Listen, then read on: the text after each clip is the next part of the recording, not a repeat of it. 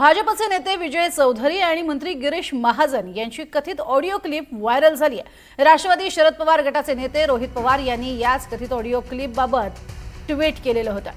Audio क्लिपमध्ये Eknath Khadse यांच्या संदर्भात आक्षेपार्ह वक्तव्य करण्यात आलेली होती।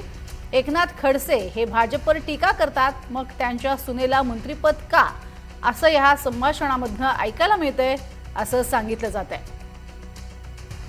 विजय चौधरी आणि महाजनांची ही क्लिप कथित क्लिप व्हायरल झाल्याचं सांगितलं जात आहे। हॅलो, या खडसे हा नेहमीच त्याची मुलगी असेल तो असेल बोलत राहतो आणि रक्षा खडसेला आपण मंत्री करून ठेवलेला आहे। मंत्रीला काढलं पाहिजे, हे कुठेतरी थांबलं पाहिजे ना। तो उठल्या सुटल्या घाणेरडा काही आरोप करतो दरवेळेस त्याची तो काहीतरी निर्णय करावं लागेल असं। आणि रक्षा खडसे मंत्रिमंडळात एका घरात राहतात, एकमेकांना मदत करतात, हे कसं सहन करायचं आपण? बरोबर आहे। तुम्ही सांगा आदेश काय करायचं सांगा। काही करू नका, मी करतो बाबा, आता गमत पा लगडा दरवेळेस काही ना काही घेऊन गंमत बघा। हे भाऊ अति झालं ना। प्रत्येक वेळेस काय नाही का तुमच्यावरच येतो, प्रत्येक वेळेस तुमच्यावरच येतो तिचा घेणं देणं काही तथ्य नसतं, काही खोटं बोलतो। आणि फोटो दाखवतो, तुझ्या फोटो ते 10 लोक फोटो इथे एक शिरपूरच्या डॉक्टरचा बाईचं जवळला दुनियाभरचे पाप, त्याच्या मुलीची दुनियाभरची पाप। हे भाऊ काहीतरी आपण आक्रमक भूमिका घेतली पाहिजे आणि पार्टीला पण सांगितलं पाहिजे हे चालणार नाही, दुहेरी भूमिका चालणार नाही। एक तर मग रक्षाचा राजीनामा घ्या, आम्हाला हे फालतूपणा चालणार नाही। बरोबर, मग काहीतरी भूमिका घ्यावी लागेल ना भाऊ। कसं काय झालं असं एका घरामध्ये, ती पण एका घरात त्याची त्याची आणि या संदर्भात थेट एकनाथ खडसे आपल्या सोबत आहेत, त्यांच्याशीच आपण बोलणार आहोत। एकनाथजी, तुम्ही हे संभाषण ऐकलेलं आहे, अर्थात कथित हा व्हिडिओ जो आहे, ऑडिओ जी क्लिप आहे ती समोर येते, तुम्हाला यावर नेमकं काय भाष्य करायचंय? भाजपमध्ये जबाबदार पदाधिकारी कशा रीतीने बोलताय याचं उत्तम उदाहरण आपल्या समोर आहे। संस्कार नसलेले, संस्कारहीन आणि इतक्या खालच्या स्तरावरचे जे शब्द आपण वापरू शकत नाही, बोलू शकत नाही, ते घाणेरड्या शब्दामध्ये त्यांनी रक्षाताई विषयीच नाही तर अनेक महिलांविषयी असं भाष्य केलेलं आहे। हिना गावित विषयी केलाय, स्मिता विषयी, अनेकांच विषयी असे शब्द वापरलेले आहे। आणि मला वाटतं की आता नवीन भारतीय जनता पार्टीचे एक नेते कशा रीतीने बोलताय ते आता समजलंय। जुन्या भाजपमध्ये एक संस्कार होता, संस्कृती होती, पण आता हे बाहेरचे लोक घेतले आणि त्यांच्याकडून अशा स्वरूपाचं वर्तन होत आहे, हे अत्यंत घातक आहे। भाजपची प्रतिमा मलिन करणार आहे। रक्षा खडसे आणि एकनाथ खडसे विषयी बोलतात, तर एक उदाहरण देतात। आदरणीय नारायण राणे साहेब आहेत, ते काँग्रेसमध्ये होते, ते आपल्या भाजपमध्ये आहेत, त्यांचे चिरंजीव जे आहेत ते शिवसेनेमध्ये आहेत। असे कितीतरी उदाहरण मला देता येतील। त्याच्यात ते विचार असतात, त्याच्या ते विचाराचे बांधील असतो तो माणूस। परंतु यांनी आता जे घाणेरडे वक्तव्य केले तर मला वाटतं हिना गावितांनी याच्या विरुद्ध अट्रॅसिटीचा गुन्हा दाखल केलेला आहे। आता आदिवासी लोक हे रस्त्यावर उतरलेले आहे आणि यामुळे भाजपच्या प्रतिमा दिवसेंदिवस बिघडलेले अशा लोकांना पक्षामधून हाकलून दिलं पाहिजे। राजीनामा घेऊन भागणार नाही तर हाकलून दिलं पाहिजे। बरं खडसेजी, तुम्ही काही आक्षेप घेऊन या संदर्भात बोलणार आहात का भाजपतल्या श्रेष्ठींशी? कारण तुमच्या जुन्या ओळखी चांगल्या आहेत, याबद्दल तुम्ही आक्षेप नोंदवणार का?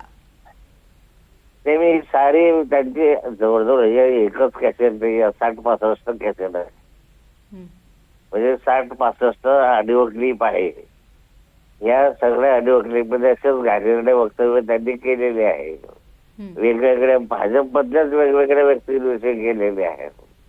हे सगळे घेऊन मी भाजपच्या वरिष्ठ पदाधिकाऱ्यांच्या कानावर विषय घालेल की हे बघा, हे ऐका जरा, आणि कशा रीतीने वक्ता आहेत, तर भाजपचे पदाधिकारी जर अशा रीतीने वागायला लागले तर खालचे कार्यकर्ते अधिक ते हत्या करतात ना.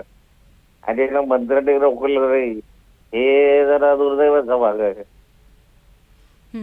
भाषेचा तर मुद्दा आहेच, पण त्याबरोबरीनं रक्षा खडसे यांचं सुद्धा जे राज्यमंत्रीपद आहे त्यावरतीही डोळा आहे असं वाटतंय तुम्हाला, आणि त्यासाठी ते बाजूला करण्यासाठी हे प्रयत्न आहेत असं वाटतं? हे वेगळे अर्थ वेगवेगळे निघू शकतात, हम्म. परंतु अशा रीतीनं बोलत असताना रक्षाताईच्या मंत्रिपदाविषयी जे बोलत आहेत की राजीनामा दिला पाहिजे, कशासाठी दिला पाहिजे, चांगलं काम करतायत म्हणून, तर कोणाची तक्रार नाही आजपर्यंत म्हणून, पण यांच्या व्यक्तिगत याच्यामध्ये ही विकृती आहे यांची. या चौधरीची विकृत हा माणूस आहे आणि अशा रीतीने विकृतीमधून केलेले त्यांनी हे वक्तव्य दिसत आहे. त्याला फारशी काही किंमत देण्याची आवश्यकता नाही आहे. नाही, पण दुसरे मंत्री जे आहेत ते ज्येष्ठ आहेत, ते हे सगळं ऐकतायत असं सुद्धा आपल्याला पाहायला मिळतंय. अर्थात त्याची पुष्टी आम्ही करत नाही, मात्र हे थांबवता आलं असतं, अशी भाषा वापरू नका असंही म्हणता आलं असतं. म्हणतात की असं रीतीने बोलणं उचित नाहीये, बरोबर नाही, त्यांनी ऐकून घेतलं, याचा अर्थ सहमती दाखवली. पण तुमच्या काळातली भाजप आणि आत्ताची भाजप हीच खास तफावत आहे असं म्हणता येईल? हो, मी भाजपमध्ये 40 वर्ष काम केलेलं आहे, अनेक पदांवर होतो, मी सरचिटणीस होतो, विरोधी पक्ष नेता होतो, गट नेता होतो, मंत्री होतो. पण त्या कालखंडामधला भाजप हा अशा रीतीने खालच्या स्तरावर बोलणारा नव्हता. एकमेकांविषयी आदर आणि सन्मानाची भाषा वापरली जात होती. आता तर फार गाजलेलं आहे, एकच नाहीये, अनेक ठिकाणी असे उदाहरणं दिसू शकतात. हे बाहेरचे लोक जे भाजपमध्ये घेतलेत ना, बाहेरच्या पक्षांमधले, ज्यांच्यावर संस्कार काही त्याच्यामुळे घडत आहे. आपल्या भाजपमध्ये पूर्वी जे आहे ते संस्कारित भाजप होतं, त्याच्यामध्ये संस्कार असलेले कार्यकर्ते घेतले जात होते. कार्यकर्ते घेत असताना तपासून घेतलं जात होतं की हा भ्रष्टाचारी नाही ना, हा अशा कोणा मार्गरीत नाही ना. आणि आता असं चित्र दिसत आहे की जो आहे कसंही असेल घेऊन टाका, पक्ष वाढला पाहिजे, असे पक्ष वाढत नाही. पक्षाची प्रतिभा या लोकांमध्ये आता दिवसेंदिवस घाण होते, खराब होत लागली. नाही, पण आता जे पदाधिकारी आहेत त्यांनाही कुठली भीती राहिली नाही असं म्हणायचं का, की इतकी खालच्या लेवलची भाषा वापरली जाते मात्र आपल्यावर कारवाई होईल याची कुठली त्यांना तमा ते बाळगत नाहीत आणि बिनधास्त बोलतायत? नाही, कार्यवाही तर केलीच पाहिजे, भाजपने कार्यवाही केली पाहिजे, हाकलून दिलं पाहिजे पक्षामधून. त्याला राजीनामा त्याने दिला, पक्षामध्ये कामा असे लोक, त्यामुळे इतरांना तरी समजेल की असं वक्तव्य करणं चुकीचं आहे. अत्यंत निर्णय शब्दामध्ये ज्यावेळेस वापरले जातात आणि मंत्री त्याला प्रति उत्तर देत नाही, मंत्री त्याला म्हणत की असे शब्द वापरू नका, हे योग्य नाही, असं मंत्र्याने सुद्धा म्हणायला पाहिजे, म्हटलं नाही, याचा अर्थ बंद सहभाग आहे.